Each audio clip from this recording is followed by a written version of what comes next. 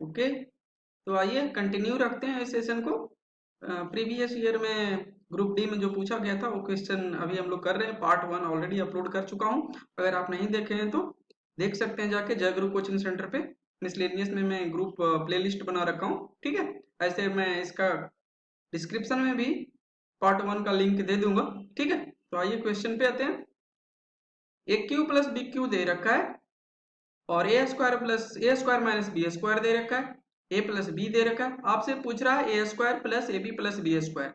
तो इस क्वेश्चन को सॉल्व करने के लिए आपको A cube minus B Q का फॉर्मूला इस पैटर्न में क्या होता है वो मालूम होना चाहिए, और A square minus B square का फॉर्मूला क्या होता है वो मालूम होना चाहिए। तो मैं आगे बढ़ने से पहले मैं वो फॉर्मूला लिख देता हूँ, ठीक है। आप लोग अगर जानते हैं तो सही है, नहीं जानते हैं तो आप लोग अपने नोट्स जो बना रहे हैं मैथ का उसमें आप नोट डाउन कर लेंगे, ठीक है। तो ये रहा फॉर्मूला, ठीक है।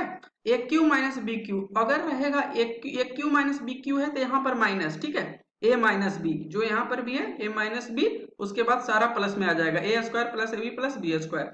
अगर यही रहता A cube plus B cube तो फॉर्मूला क्या हो जाता, यहाँ प्लस है तो यहाँ पर भी प्लस होता ए प्लस बी, और यहाँ पर हो जाता A square minus A B plus B square. याद करने का ट्रिक है, ए है माइनस तो स्टार्ट होगा माइनस से और ये सारा प्लस हो जाएगा। अगर ये प्लस है तो स्टार्ट होगा यहाँ माइनस से और इधर सारा प्लस रहेगा, ठीक है।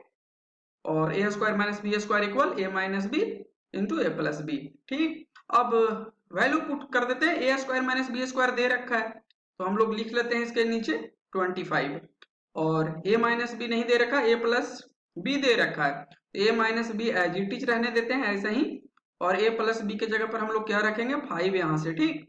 तो ए माइनस बी यहाँ से निकल जाएगा, इधर गुना में है तो इधर जाके दूसरी साइड भागा में 5 हो जाएगा, तो 5 से 1 कटेगा तो कितना हो जाएगा ए माइनस बी का वैल्यू 25/5 ए माइनस बी। तो कितना हो जाएगा ए माइनस बी का वैल्यू 5, यानी ए माइनस बी हम लोग को निकल गया 5। क्लियर। तो बस अब पुटअप कर देते हैं क्योंकि ए क्यू माइनस बी क्यू तो ऑलरेडी दे चुका है। ओके, मैं यहाँ पर a माइनस बी का वैल्यू लिख लेता हूँ, a माइनस बी का वैल्यू 5, और रिमेनिंग मैं ये डिलीट कर रहा हूँ, ठीक है, क्योंकि अब हम लोग को ये निकालना है, ठीक। ओके, तो a q minus B Q का वैल्यू यहाँ से हम लोग यहाँ पर पुटअप कर लेंगे 625। a माइनस बी का वैल्यू भी हम लोग निकाल लिए है 5। ये तो पूछ ही रहा है, ठीक है, ये मल्टीप्लिकेशन में है तो ऐसे लिख लेते हैं A square plus A B plus B square, ठीक है।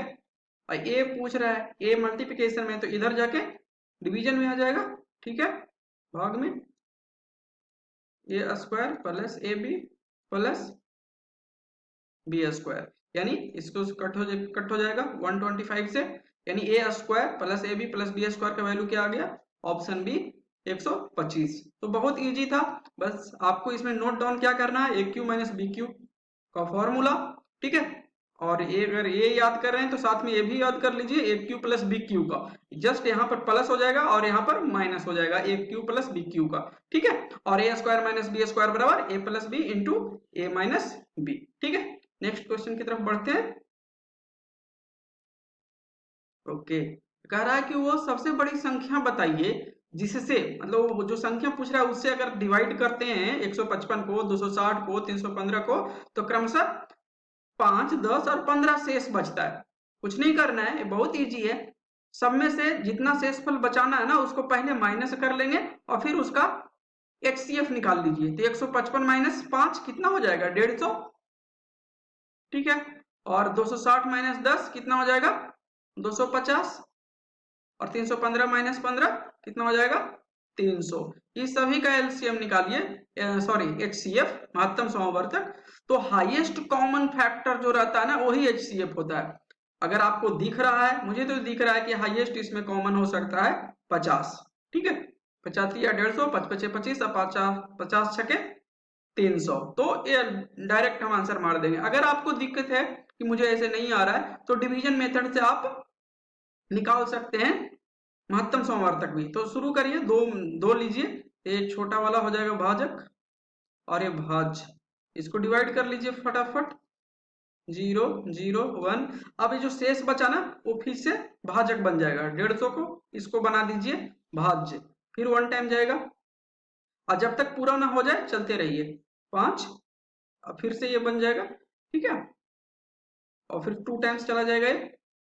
क्लियर। भागफल पर हम ध्यान नहीं दे रहे हैं क्योंकि जरूरत ही नहीं है, ये कैंसिल हो गया तो 50। अब ये दोनों का काम हो गया और फिर इसका कर लीजिए 300 का 50, 350 छके 300, 50 छके 300, ठीक है, कैंसिल हो गया।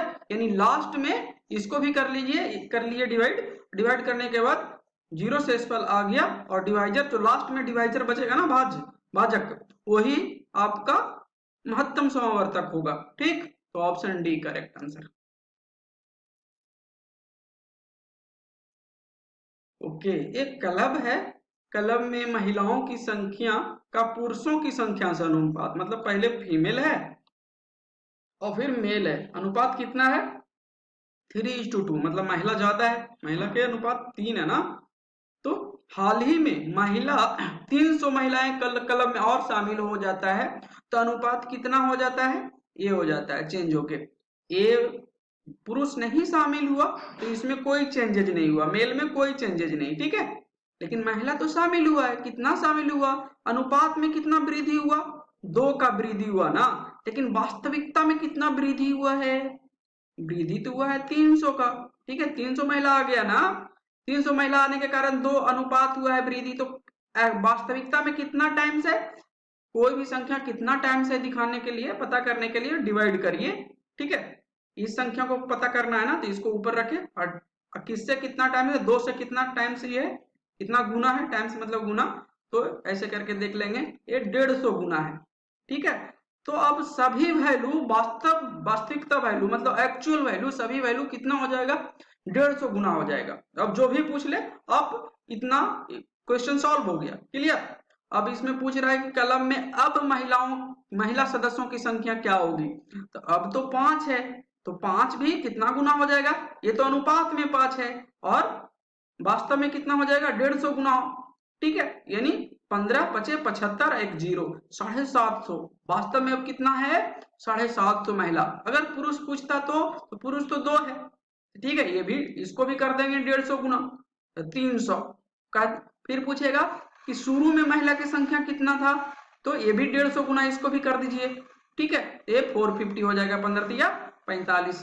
तो बहुत ईजी है, इस तरह से आप बिना, ये तो मैं आपको समझाने के लिए लिखना पड़ रहा है, नहीं तो आप ओरली भी सोच सकते हैं और कर सकते हैं। यहाँ से सोचेंगे 2, ये 300 गुना है, ठीक है, तो 150, 300 बढ़ा, लेकिन यहाँ पर अनुपात में 2 बढ़ रहा है, ठीक है, यानी 150 टाइम्स हो रहा है, ठीक है, 150 गुना, तो 15 पचे 75, आंसर 750, क्लियर। ओके, अगले क्वेश्चन पे आ गए हैं हम।